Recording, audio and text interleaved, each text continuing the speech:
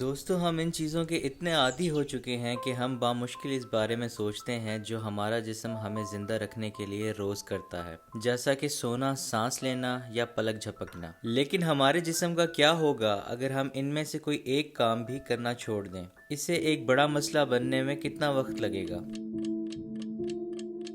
ایسا نہیں ہے کہ ہم میں سے کسی نے ہمیشہ کے لیے خاموشی اختیار کرنے پر غور کیا ہو، لیکن سوچیں کہ کیا ہوگا اگر ایسا ہو کہ ہم بالکل بولنا ہی چھوڑ دیں۔ کیا ہم ایک موقع پر ہمیشہ کے لیے اپنی آواز کھو دیں گے؟ آئیے دیکھتے ہیں کہ کولمبیا یونیورسٹی کے ماہرین کا کیا کہنا ہے۔ سب سے پہلے ہمیں یہ بات ذہن میں رکھنی پڑے گی کہ ہماری آواز کے کارڈ، جنہیں پٹھے بھی کہا جاتا ہے، وقتاً فوقتاً ورزش کی ضرورت ہوتی ہے۔ اگر آپ بولنا چھوڑ دیں تو یہ پٹھے کچھ دیر بعد کمزور ہونا شروع ہو جائیں گے۔ اس کے نتیجے میں آپ کی آواز قدرے کم ہو جائے گی اور اس کی ٹون خراب ہو جائے گی۔ اس سے آپ کی آواز کھوکھلی بھی ہو سکتی ہے اور آپ کے لیے بنیادی طور پر بولنا مشکل ہو جائے گا۔ یہ اس طرح ہے کہ اگر آپ کوئی چیز استعمال نہیں کرتے تو آپ اسے کھو دیتے ہیں۔ خوش قسمتی سے ہمارے سانس لینے اور کھانے کا عمل ان پٹھوں کو شکل میں رکھتا ہے۔ اس سے کوئی فرق نہیں پڑتا کہ آپ کتنی دیر تک خاموش رہے۔ خاموش رہنا آپ کی آواز کو مستقل طور پر نقصان نہیں پہنچائے گا۔ جب آپ اپنی آواز کو دوبارہ استعمال کرنا شروع کر دیں گے تو یہ واپس آنا شروع ہو جائے گی اور وقت کے ساتھ ساتھ بہتر ہو جائے گی۔ ہم سب جانتے ہیں کہ اگر ہم نہانا چھوڑ دیں تو کیا ہوگا، ہمارے جسم سے بدبو آنا شروع ہو جائے گی۔ لیکن آئیے اسے سائنٹیفک طریقے سے دیکھتے ہیں۔ کیا خیال ہے اگر ایسا تجربہ کیا جائے کہ کوئی شخص پورے سال تک نہ نہائے؟ یہ وقت پر ڈیپینڈ کرتا ہے کہ کسی شخص کی جلد یا تو بہت زیادہ آئلی یا بہت زیادہ خشک ہو جائے گی۔ آپ کے جسم کے وہ حصے جہاں نمی زیادہ ہوتی ہے، جیسے کہ کان اور گردن کے پچھلے حصے میں، گرد اور آلودگی جمع ہونا شروع ہو جائے گی، اور یہاں تک کہ آپ کی جلد کا رنگ بدل جائے گا۔ جہاں تک کہ سر کی جلد کا سوال ہے، اس میں جلد کی تمام تر تعمیر کی وجہ سے بہت خارش شروع ہو جائے گی، اور اتنے لمبے عرصے کے بعد صفائی کا مناسب معمول نہ ہونے کے بعد جلد کو واپس لانے میں ہفتوں لگ سکتے ہیں۔ یہ کسی چھٹی کی طرح لگ سکتا ہے، لیکن آئیے دیکھتے ہیں کہ اگر آپ کبھی بستر سے نہیں اٹھتے تو کیا ہوگا۔ تبدیلی کو محسوس کرنے والے پہلے اعضاء میں سے ایک ہمارے پھیپھڑے ہوں گے۔ گریوٹی کے بغیر انہیں ان کی سٹینڈرڈ پوزیشن پر نیچے کھینچنا ان کا نچلا حصہ خراب کر سکتا ہے، لیکن بار بار کھانسنا اس عمل کو کم کرنے میں مددگار ثابت ہو سکتا ہے۔ آپ ہر گزرتے ہفتے کے ساتھ اپنی ہڈیوں کی کثافت کا تقریباً 1% کھونا شروع کر دیں گے۔ یہ آپ کی ہڈیوں کو مزید نازک بنا دے گا۔ اس کی مثال یہ بھی ہے کہ ایسٹروناٹس کئی ہفتے بغیر گریوٹی کے رہتے ہیں۔ انہیں دن میں کم از کم 2 گھنٹے ورزش کرنے کی ضرورت ہوتی ہے، اور اس بات کا خیال رکھنا پڑتا ہے کہ ان کی خوراک میں کیلشیم زیادہ ہو۔ یہی 1% آپ کے مسلز پر بھی لاگو ہوگا۔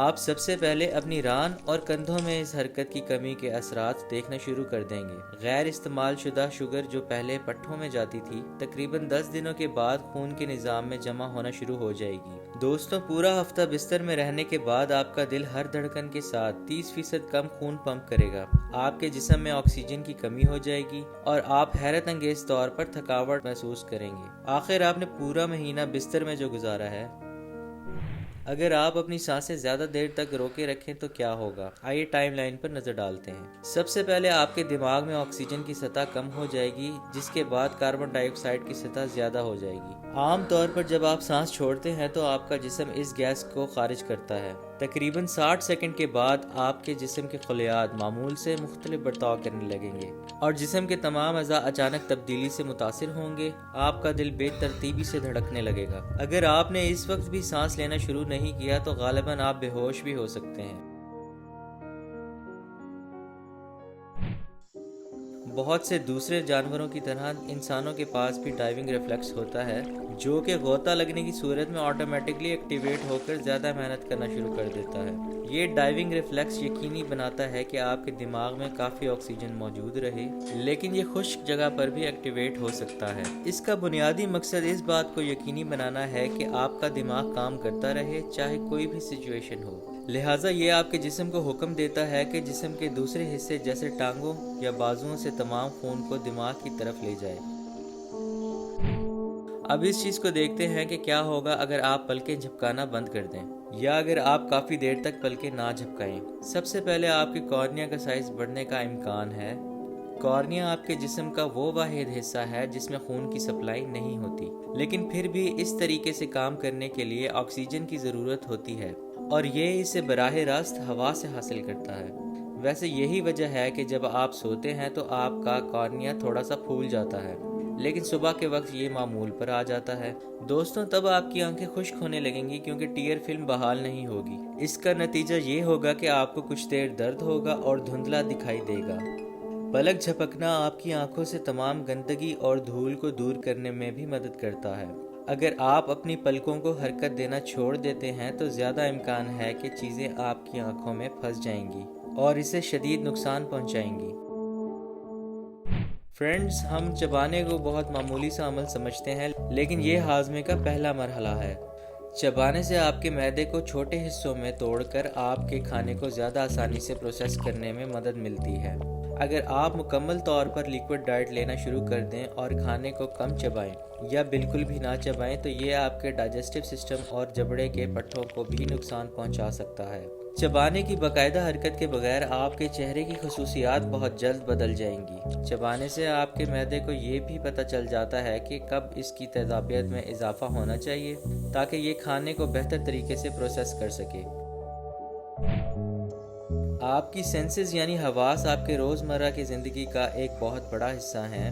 ایک ٹرک ہمارا دماغ کر سکتا ہے وہ یہ ہے کہ اگر ایک سینس خراب ہو جائے تو دوسری میں قدرے اضافہ دیکھنے کو مل سکتا ہے۔ خراب نظر والے لوگ بہتر سن سکتے ہیں، جبکہ جن کو سننے میں دشواری ہوتی ہے ان کی بینائی میں اضافہ ہو سکتا ہے۔ حالیہ تحقیقوں سے پتہ چلا ہے کہ دماغ در حقیقت خود کو دوبارہ تشکیل دے سکتا ہے، اور جب کوئی سینس خراب ہو جائے یا ختم ہو جائے تو دوسری سینس کو زیادہ طاقت دیتا ہے۔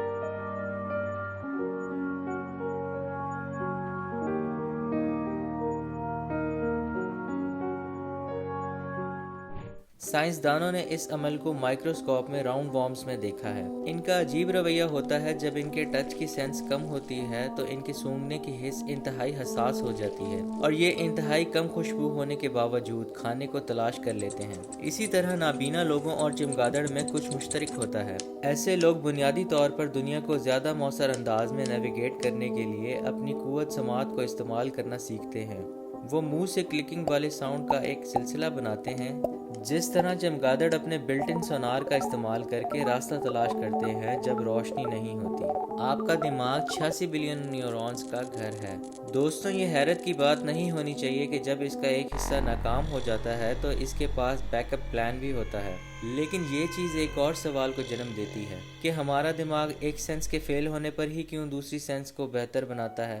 کیوں نہ یہ پہلے سے ہی اسٹرانگ ہو اور اپنے پورے پوٹینشیل پر کام کرے؟ اس کی وضاحت تھوڑی پیچیدہ ہے۔ زیادہ تر یہ چیز تب ایکٹیویٹ ہوتی ہے جب آپ کی باڈی ایک طویل مدت تک زیادہ محنت کرتی ہے۔ زیادہ درست طریقے سے کام کرنے کے لیے آپ کا جسم ہمیشہ ایک خاص توازن حاصل کرنے اور اسے برقرار رکھنے کی کوشش کرتا ہے۔ جب ایک احساس محروم ہوتا ہے تو دوسرے کو تیز کرنے کی ضرورت ہوتی ہے۔ مزید یہ کہ حالات کے لحاظ سے ہمارے حواس میں یہ تمام تبدیلیاں الٹ پلٹ ہوتی دکھائی دیتی ہیں۔ یہ انسانی جسم کو پراپرلی فنکشن کرنے کی ضرورت کو واضح کرتا ہے۔ آج کے لیے صرف اتنا ہی، ملتے ہیں آپ سے نیکسٹ ویڈیو میں۔ ٹل دین، اللہ حافظ۔